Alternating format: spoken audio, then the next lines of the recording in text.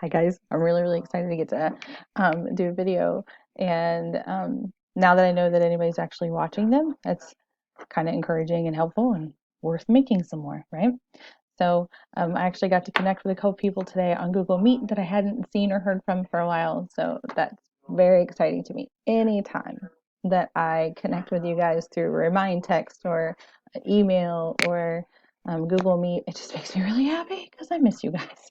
So they mentioned that the videos that I make are helpful, so I'm going to make another one for you about logarithms. And my family is happening in the background all around this house, so I put um, my earbuds in that have a microphone, and we'll see. Hopefully, it won't be too much background noise. Um, it'll be fine. It'll be fine. So I'm going to write on the screen here. I don't know if you knew if you could do this. I just learned this. My husband told me the other day that you use a Word document, you can hit review and then start inking, and then you can write all over the screen, which is nice. But I'm going to talk to you about logarithm properties and rules and how they connect to exponent rules that in theory you learned a long time ago, but we forget. So on one side of the paper, I'm going to be talking about exponents. And on the other side of the paper, I'm going to talk about how that connects to logarithms. And so we're going to start with reminding us basically the definition property of logarithms, where they come from and how they work. So we're going to start with that. So if I said, okay, some exponent, let's do one that we know, some numbers that we actually know and can handle. For example, 5 squared. So 5 squared, we all know equals what? 25. Okay, so 5 squared equals 25.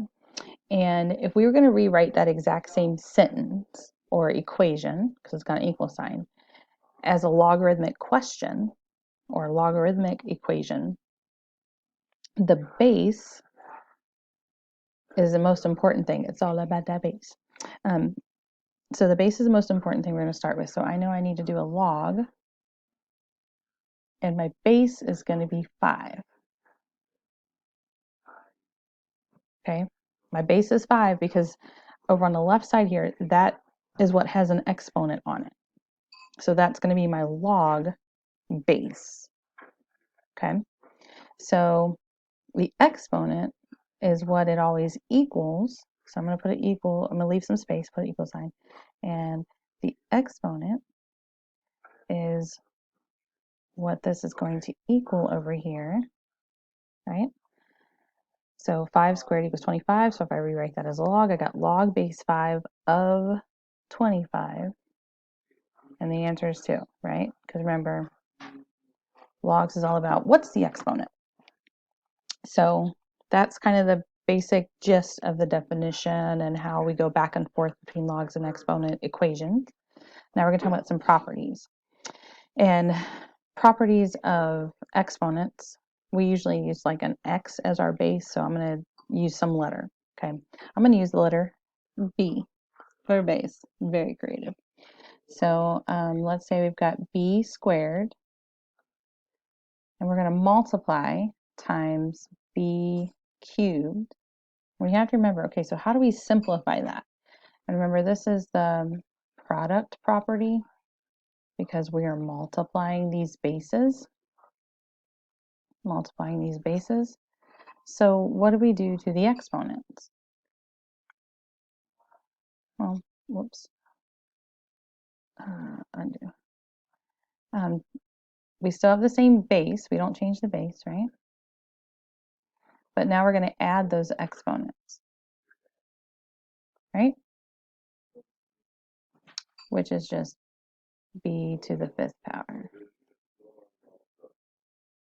Okay, so again, the exponents here, since we have the same base, and we're multiplying the bases, we can just add the exponent. So with logarithms, there is a rule that connects that. It's called the product property of logarithms. Again, this was the product property of exponents. Now we're going to do the product property of logarithms. And I'm just going to call this products, right? And the product property of logarithms works similar, right? As long as you have the same base. So if we have log, whoops, I had to write the word O, log, oh, struggle bus, I'm on it. All right, log base B. I'm just going to keep using the same base B, okay, of something that's being multiplied together. So let's say 2 times 3. Okay, I'm trying to use the same idea that we did over there. So I've got my base and something that's being multiplied together, the exponent in the question of logarithms. So what's interesting about this is we can actually split this up to log base B again, but this time in the exponents, over here we added the exponents. So we can do that here. We can start with a squished together log and spread it out by taking the log of 2 things and adding them. So log of 2 plus log base B of 3. Again, the bases have to be the same or none of these properties work. And if we are taking the log of something that's squished together and being multiplied, we can split it up and add the 2. Okay. Now, the only reason we do all these properties is because sometimes in algebra you kind of want to get all these building blocks and then just kind of, it's a puzzle. You're seeing, okay, will it work if I try this? Will it work if I try this? Kind of like a Rubik's Cube, where you just keep trying a few things and then see if it does what you want. So we're going to use these properties to mess with some logarithms and switch them back and forth and do some different things. Sometimes we'll want to make them squish together, called condense. Sometimes we'll want to make them expand using these properties, and one of the properties is about multiplying. If you multiply them, you can split them up. You can split them up and add them.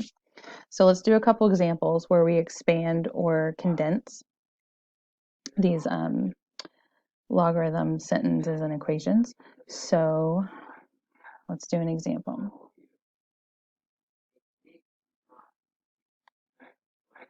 So my first example is going to be log base, trying to look at my paper, log base 2 of 4 plus log base 2 of 8. Now this one is already spread out, so I'm going to try and use this property to squish it together. And we have to check, are the bases the same? Yes. My bases are both 2, so I can go ahead and squish this together. So I'm going to start with, it's going to be log base 2. And since we are since we are adding in here, that means, and they're spread out, that means when I want to squish them, I'm going to multiply them. So right now they're spread out into 2 logs being added. I'm going to squish it, do 1 log, and multiply them. So log base 2, this is the same as log base 2 of 4 times 8. And let's go ahead and simplify. What's 4 times 8? Well, that's 32. And then I could even simplify this some more.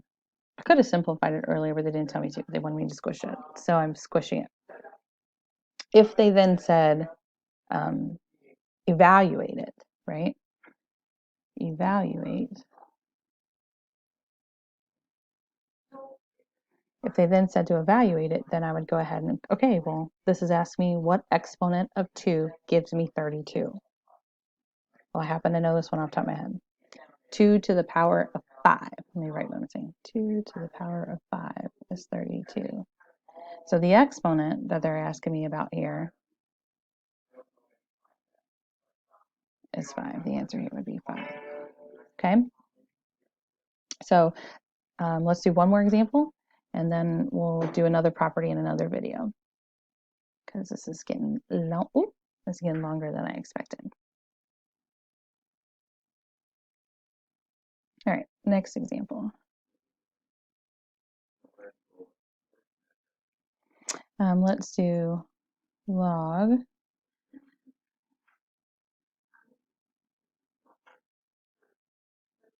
of 3, sorry, log base 3 of 9 plus log base 3 of 3. Okay, so it's already spread out. We have the same bases, check. We are adding two things. So if we're going to squish them together, we're going to do one log and multiply them. So this is going to equal log base 3 of, well, what's 9 times 3? 27. Okay, so if all they said was rewrite it, we're done. If they said evaluate it,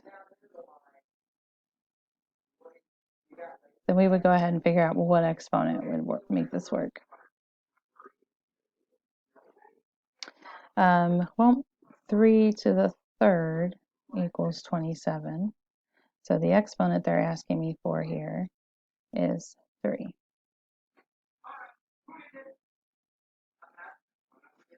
Okay. So if they ask you to use the properties to rewrite it, then that's still got the log in it. If they ask you to evaluate it, then they just want the number. Okay. Hopefully this is helpful. We'll do another video in just a second about some of the other properties.